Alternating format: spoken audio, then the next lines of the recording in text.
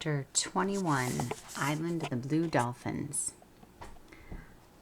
I did not take Rontu with me when I left the cave that night, and I closed the opening so that he would not follow me, for if the Aleuts had brought their dogs, he would surely smell them out. I went quickly through the brush to the headland. Before I had climbed to the top of the high rock, I could see the glow of the Aleut fires. They had camped on the mesa at the place and the spring they had used before. It was less than half a league from my cave. I stood for a long time watching the fires, wondering if I should move to another part of the island, perhaps to the cave where the wild dogs had lived. I was not afraid that the men would discover me, because they worked on the beach or hunted in their canoes all day. It was the girl I was afraid of. The ravine was tangled with brush, which was hard to walk through, but in the ravine grew seeds and roots. Sometimes, when she was out looking for food, she might wander by the spring and see that it was being used and find my steps leading to the cave. I stood on the rock until the Aleut fires died. I thought of everything I could do, of the different places I could go, and at last decided to stay in the ravine. The far end of the island had no springs, and if I moved there, I would have no place to hide the canoe which I might need. I went back to the cave and did not leave it until the moon was full. There was little food left. Rontu and I climbed to the headland, and then we passed the house. I saw that 3 of the whale ribs had been cut from the fence. No one was there, or else Rontu would have barked. I waited until the tide was low, which was close to dawn, and filled a basket with seawater and abalones. We were back in the cave before it grew light. The seawater kept the abalones fresh, but when we had to go out again, the night was too dark to find our way to the reef. I therefore had to gather roots. I could never gather many before the sun rose, so I went out every morning until the next moon came. Then I went to the reef for abalones.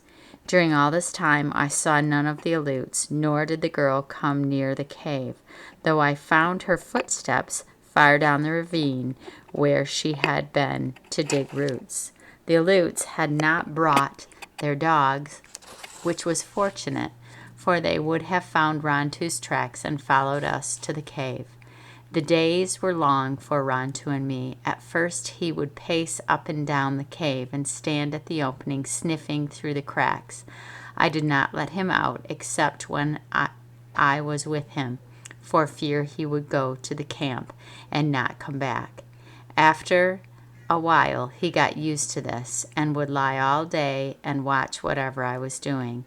It was dark in the cave even when the sun was high, so I burned the small fish I had stored. By their light I began to make a cormet skirt, working every day on it. The 10 skins I had taken at Tall Rock were now dry and in condition to sew. All of them were from male cormets, whose feathers are thicker than those of the females and much glossier. The skirt had yucca fibers and was simple to make. I wanted this one to be better, so I cut the skins carefully and sewed them with great care. I made the bottom first, putting the skins end to end and using 3 of them. For the rest of the skirt, I sewed the others along their sides, so that the feathers ran one way on the bottom part and a different way along the bottom. It was a beautiful skirt, and I finished it on the day after the second moon. I had burned all of the little fish, and since I could catch no more until the Aleuts left, I took the skirt outside to work on it there. I had found footsteps in the ravine twice again after the first time, but no closer to the cave. I had begun to feel safe, for the winter storms would soon be here and the Aleuts would leave. Before another moon, they would be gone. I had never seen the skirt in the sunlight. It was black, but underneath were green and gold colors, and all the feathers shimmered as though they were on fire. It was more beautiful than I had thought it would be. I worked fast now that it was almost finished, yet from time to time I would stop to hold it against my waist. "Rontu," I said, feeling giddy with happiness, "if you were not a male dog, I would make you one too, as beautiful as this." Rontu, who was sprawled out at the mouth of the cave, raised his head and yawned at me, and went back to sleep. I was standing in the sunlight holding the skirt to my waist when Rontu leaped to his feet. I heard the sounds of steps. It came from the direction of the spring, and I turned quickly. I saw a girl looking down at me from the brush. My spear stood beside the mouth of the cave within easy reach. The girl was not more than 10 paces from me, and with one movement I could have picked up the spear and thrown it. Why I did not throw the spear I do not know, for she was one of the Aleuts who had killed my people on the beach of Coral Cove. She said nothing, and Rontu left the mouth of the cave and walked slowly towards her, the hair raised on his neck. But then he walked to where she stood and let her touch him. The girl looked at me and made a motion with her hands, which I took to mean that Rontu was hers. "No," I cried, and she shook my head. I picked up my spear.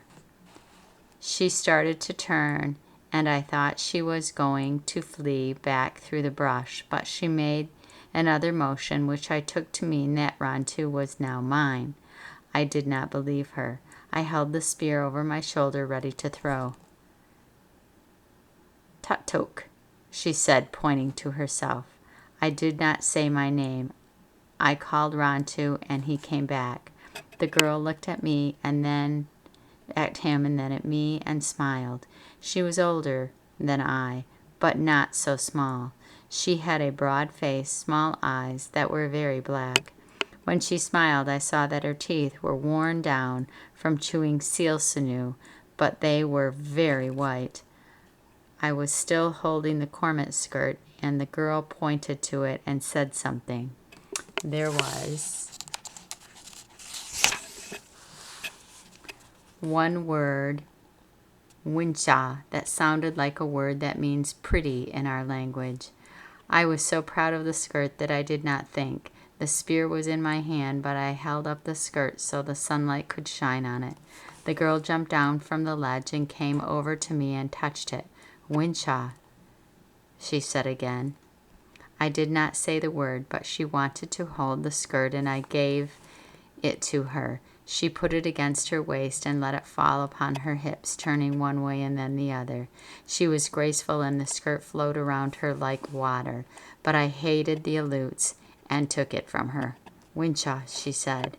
I had not heard words spoken for so long that they sounded strange to me. Yet they were good to hear, even though it was my enemy who spoke them. She said other words I did not understand, but now as she spoke, she looked over my shoulder towards the cave. She pointed to the cave and then to me and made gestures as if she were making a fire. I knew what she wanted me to say, but I did not say it.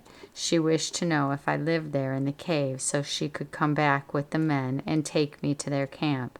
I shook my head and pointed to the far end of the island, away, for I did not trust her. She kept looking towards the cave, but she said nothing more about it.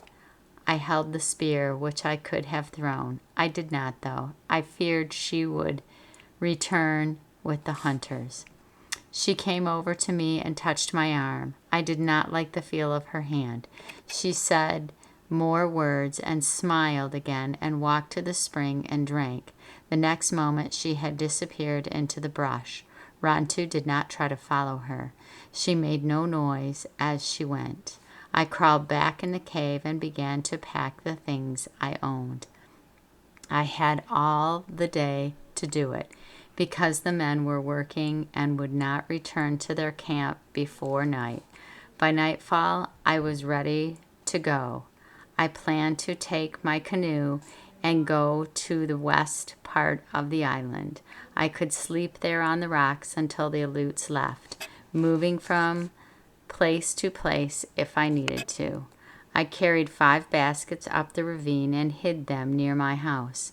It was getting dark and I had to go back to the cave for 2 that were left. Carefully, I crawled through the brush and stopped just above the mouth of the cave and listened. Ron, too, was beside me, and he listened too. No one could go through the brush in the dusk without making a sound, except someone who had lived in it for a long time. I went past the spring and waited, and then on to the cave. I felt that someone had been there while I had been away. They could be hiding in the dark, watching me. They were waiting until I went into the cave. I was afraid, so I did not go in, but quickly turned around. As I did so, I saw something in front of the cave, on the flat rock I used for a step. It was a necklace of black stones, of a kind I had never seen. Okay.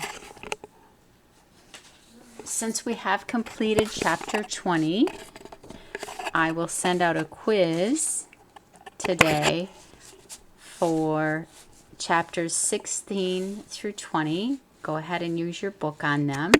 I will scan them and send them email. And I will send the answers to these later tonight or tomorrow morning. Thank you.